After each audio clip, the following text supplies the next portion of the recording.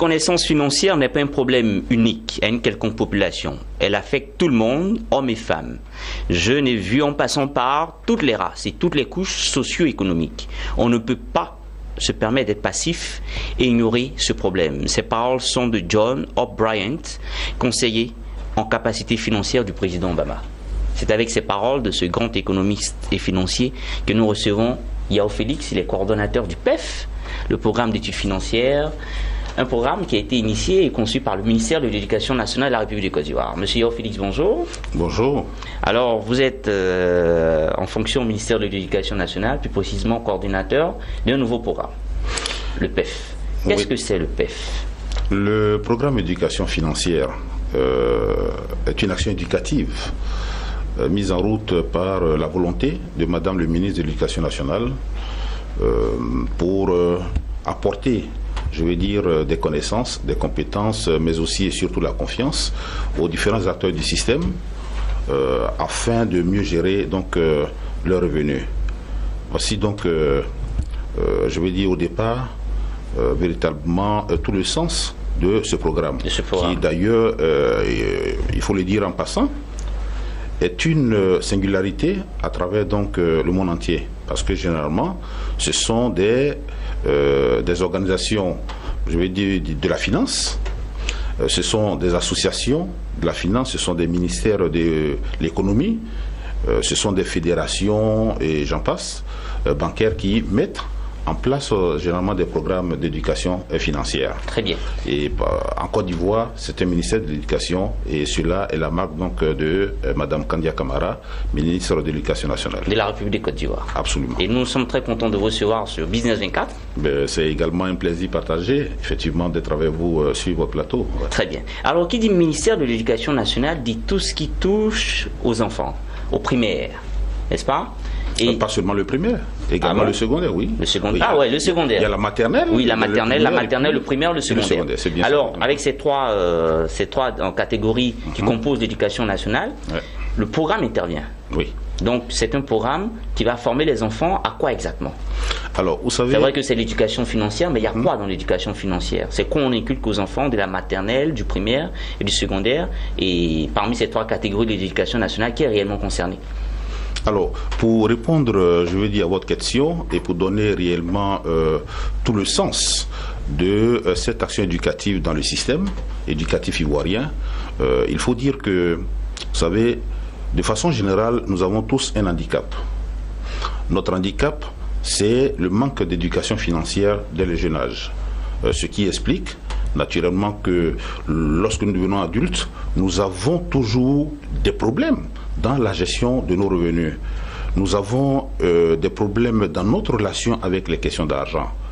Et Madame le ministre a intégré, je veux dire, ce qu'on pourrait appeler l'une des innovations, parce qu'il y a en plus de l'éducation financière, il y a également, je veux dire, l'entrepreneuriat. Nous aurons l'occasion de revenir tout de suite là-dessus, qui sont donc des innovations majeures dans le système éducatif ivoirien. Ok, et donc nous apportons cette culture financière, cette intelligence financière à nos enfants. Du primaire, oui, de la maternelle ou du secondaire. Ça va atteindre le primaire, ça va atteindre, je vais dire, pourquoi pas, la maternelle, parce qu'il y a des possibilités pédagogiques. Actuellement, nous sommes au niveau du secondaire. Au niveau du secondaire. Oui. Très bien. Donc, on inculque aux enfants à la culture entrepreneuriale et à la gestion de leur argent lorsqu'ils sont adultes. Oui, la culture financière. C'est-à-dire, il faut leur apporter déjà l'intelligence financière. Voilà. Il faut briser donc le tabou, sur les questions liées à l'argent. D'accord. Voilà. Et parce que mieux nous allons donc donner ces compétences à nos enfants, mieux nous allons leur donner donc, je vais dire, cette confiance et cet encadrement nécessaire, alors nous pourrons espérer avoir des enfants qui, d'abord, très jeunes, ont une bonne relation avec les questions d'argent. Donc ça doit pouvoir impacter réellement, je veux dire, les questions comme la cybercriminalité. N'oubliez pas que les cybercriminels en Côte d'Ivoire ont l'âge qui varie entre 9 et 22 ans. 22 ans. Oui. À propos de l'une de vos activités, du PEF, du programme d'éducation financière. Oui. Vous Alors, avez initié TPS, oui. le top projet scolaire. Tout à fait, tout à fait. C'est vrai que le programme d'éducation financière initie plusieurs activités. Il y a les activités de formation des adultes, donc des enseignants, des parents d'élèves, donc je vais dire des COGES, et même en dehors de l'école. Parce que nous sommes sollicités pour apporter notre expertise à d'autres organisations. Entre autres, nous avons eu à former, je vais dire, le personnel de la direction de l'AIBF, l'Association ivoirienne pour le bien-être familial. Voilà, ceci pour les outiller à mieux encadrer les familles. Pour la gestion de l'argent, de leurs revenus. Voilà, tout à fait, des ménages. Des ménages. Et ça, c'est très important à le souligner. Nous avons formé les délégués départementales, donc les femmes, d'une organisation donc politique de la place, je veux dire, à l'entrepreneuriat. Et pour parler d'entrepreneuriat, effectivement, nous faisons en même temps la jonction avec le concours Top Projet Scolaire, qui est donc une action éducative qui accompagne les enfants dans l'acquisition de savoir, de compétences, tant au plan de la culture financière qu'entrepreneuriale. Et d'ailleurs, Business 24 était à la finale de ce concours, qui a été une très belle cérémonie. Hein. Ben, merci bien. Le vendredi 21 octobre dernier, TPS a eu son apothéose festive avec des lauréats, des prix. Tout à fait. Alors, d'abord, posez-moi les jalons de cet événement tout à l'heure. Il faut dire que pour que nous soyons à la finale, il y a eu tout un parcours. Un parcours qui nous permet, je fais la brèche pour vous rappeler déjà que TPS, Top Projet Scolaire, est à sa deuxième édition. Deuxième édition. Oui. L'année dernière, c'est le collège moderne de Cocody qui avait remporté ce concours. Oui. Avec quel projet? Avec son projet de fabrication de confitures à base de fruits tropicaux. Des fruits tropicaux. Voilà. Alors, Top Projet Scolaire, c'est un concours interlycée collège qui consiste...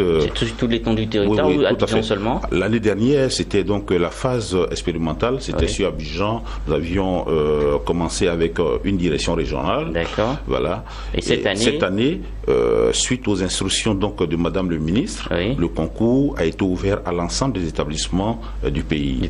Et donc, d'une draine, l'année dernière, nous sommes passés pour cette année à 16 directions régionales, ce que nous appelons draine. Draine, voilà, direction régionale lancée. De l'éducation nationale. Voilà. Et avec une participation de plus de 75 établissements. 75 établissements. Voilà. Et il y a eu donc les phases régionales. C'est-à-dire une compétition interne dans les directions régionales de l'éducation nationale. Et nous avons retenu donc les meilleurs de chaque région. Nous sommes retrouvés après en finale de zone. Alors la zone pour nous c'est un découpage qui permet donc de prendre en compte plusieurs directions régionales selon leur distance. D'accord. Et donc là, ça nous a permis... Donc des phases régionales, on allait au final des zones. Et les meilleurs des zones se sont retrouvés en demi-finale, et des demi-finales, vous avez retrouvé les 4, effectivement, qui étaient en finale. À savoir le Collège moderne de Bondoukou. Oui, Collège moderne de Bondoukou. Vous aviez également les cours sociaux d'Abobo, de la draine d'Abidjan 4. Abidjan, oui. Oui, Abidjan 4. Il y a eu également le lycée Mist 1 de Yamoussoukro. Bondoukou, Abidjan, Yamoussoukro, et puis enfin Adzopé. Donc c'est carrément toute la Côte d'Ivoire qui le lycée moderne d'Adzopé qui d'ailleurs a été, je veux dire, l'établissement lauréat de cette année, avec son projet de culture hors sol de piment. Piment bec d'oiseau. L'année dernière c'était les confitures de fruits tropicaux. Aujourd'hui, cette année c'est le piment. Voilà. Alors le principe, il est le suivant. Des équipes d'élèves sont mises en place dans chaque lycée, donc 10 élèves, et ces 10 élèves montent un projet un projet, mais naturellement, en amont, il y a la formation des encadreurs. Oui. Voilà. Les encadreurs, ce sont des enseignants Les encadreurs sont soit des enseignants, soit des éducateurs. En tout cas, ce sont des personnels du ministère de l'Éducation nationale. Okay. Voilà, qui sont formés, outillés, je vais dire, à la culture entrepreneuriale. Et juste après, nous passons maintenant à l'encadrement des enfants. Qui se fait comment? Ce sont des répétitions, ce sont des écritures. Les enfants apprennent à écrire, à monter donc les projets. Des projets. Et quand ils finissent, alors ils viennent maintenant en confrontation devant un jury composé de professionnels. Donc ils viennent soutenir. Ils viennent faire, le projet, ils viennent faire le pitch. Oui. Ok. Alors, ce qui est intéressant, c'est que, à tout point de vue, aucun adulte n'intervient en ce moment. C'est-à-dire que même dans la présentation, la manipulation, la gestion de l'outil informatique, ce sont les enfants. D'accord. Voilà. D'accord. Voilà. Donc, c'est au bout de tout ceci, effectivement, que nous retrouvons, je vais dire, la belle finale que vous avez vue. Ouais. Et l'événement a été sous la présence de Kandia Camara. Puisque le PEF qui est l'initiateur de ce top projet scolaire est sous la tutelle de Mme Kandia. Oui, c'est vrai. Elle était là. Oui, elle a présidé en personne donc cette finale, qui était également parrainée par le ministre de l'Entrepreneuriat national, donc Monsieur Anzoumana Moutaye, voilà, qui était donc le parrain de la cérémonie. Mais il y a eu que cette cérémonie a été placée sous le patronage, voilà, de la haute autorité, du président de la haute autorité pour la bonne gouvernance, son excellence Seydou Elimane-Diarra. Voilà. Mais félicitations. C'est nous qui vous disons merci. Donc, à l'année prochaine. D'en faire large écho. Madame le ministre, au cours de son allocution, voilà, a profité pour lancer donc, je vais dire, l'événement 2016-2017. C'est la troisième édition de Top Projet scolaire. Et je crois que dans les jours qui suivent, nous allons démarrer véritablement la première étape qui se trouve... les phases régionales. D'abord la formation des encadreurs. La formation des encadreurs. Très important. Voilà. Tout part de là. Donc d'abord, comment ça se passe? La formation des encadreurs. Des encadreurs. Et puis après, nous allons donc au final régional. Ensuite au final de zone. Et demi-finale et finale nationale. Finale nationale. Voilà. Et cette année, le lauréat est reparti avec combien? Alors cette année, il faut dire que le lycée moderne d'Adzopé est parti avec un prix d'un montant de 4 millions de francs CFA, voilà, offert par donc notre sponsor, voilà. Et l'équipe classée deuxième est partie avec la somme de 2 millions, le troisième prix 1 million. Et le quatrième prix 500 000. 500 000, c'était division de... Oui, mais il y a eu... Et vous êtes parti avec combien? Il y a eu des prix spéciaux. Ah d'accord. Oui, il y a eu des prix spéciaux. Vous êtes parti avec combien? Le coordinateur vous savez, le coordinateur n'était pas en compétition, il n'avait pas de prix.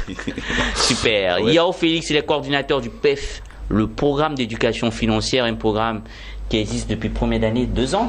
Non, le programme éducation financière est mis en route à l'éducation nationale depuis 2012. Depuis 2012, donc ça fait près de 4 ans maintenant. Tout à fait. Mais le PEF est l'initiateur du TPS, du top projet scolaire. Le programme éducation financière, je disais tantôt que nous avons plusieurs activités.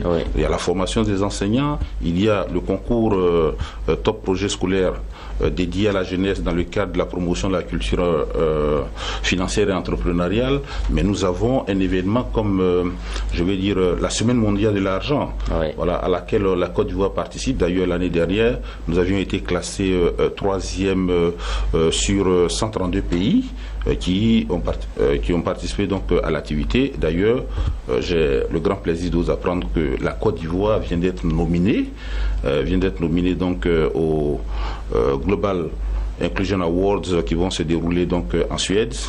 Et voilà. Super. La vie économique continue sur le canal 161 du bouquet Canal+. Nous avons parlé d'argent pour cette deuxième et dernière ligne droite de ce numéro de Business Matin. En ce qui me concerne, je vous dis au revoir avec Yao Félix, qui est coordonnateur du PEF, du programme d'éducation financière. Avec lui, nous avons parlé des grands projets qui sont en train d'être faits par